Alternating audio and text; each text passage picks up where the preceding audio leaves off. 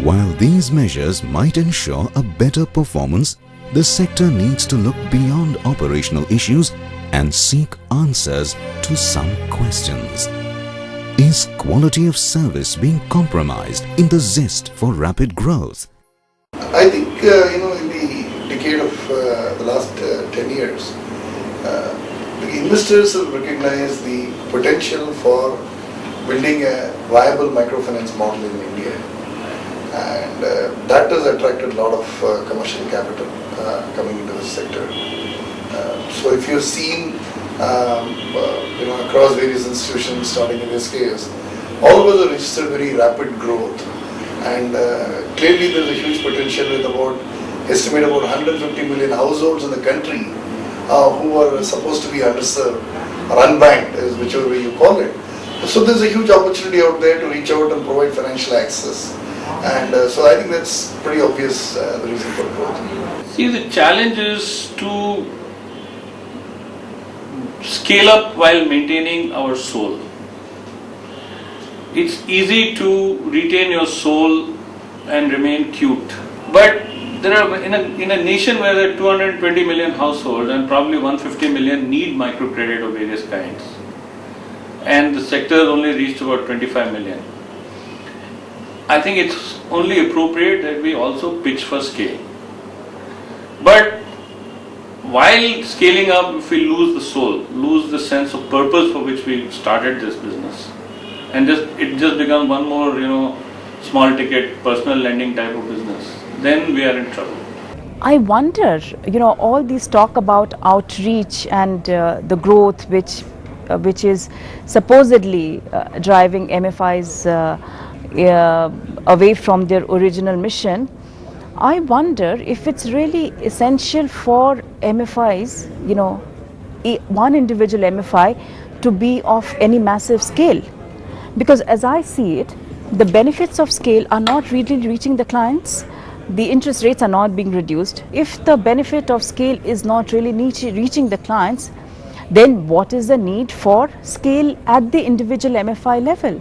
Unfortunately, the measurement of success, the key variable has become outreach, which is a ridiculous thing, You don't want to be the best MFI serving the poor. You want to be the largest MFI in India or the world or whatever, So that kind of approach actually has led to this. It is also because, sometimes our investors measure our success by the size. How many customers are you serving?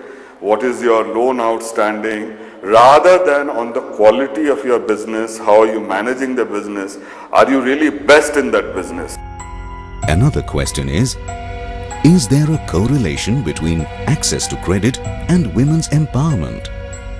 Does mere access to credit ensure empowerment of women automatically? I personally think that it's most excluded sector. Women participation in the mainstream banking sector is less than 1% or maybe 1 to 2% maximum. Yeah.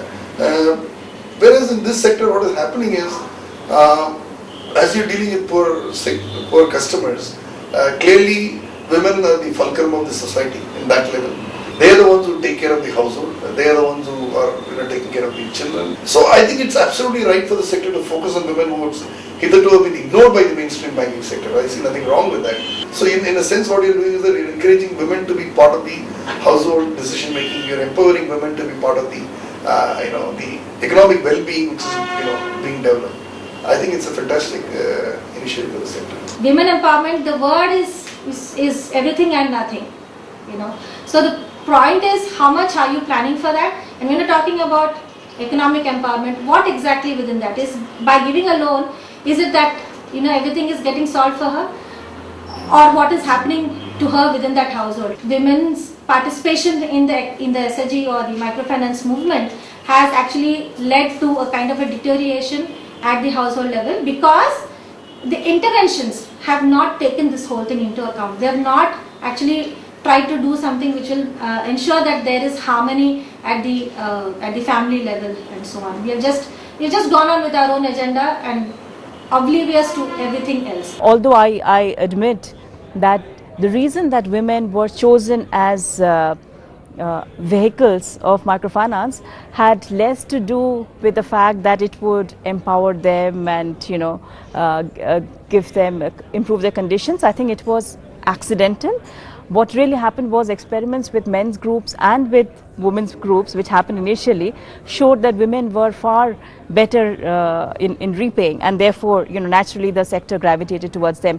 But I think the sector discovered, which was as really a byproduct, but nevertheless the sector has been focusing quite a bit on it, that even if the money is lent not for a business to be carried out by the woman, but let's say the business is carried out by her son or by her husband, the very fact that she is the carrier of the money, that she is the one who brings the money home, definitely gives her greater say in domestic matters.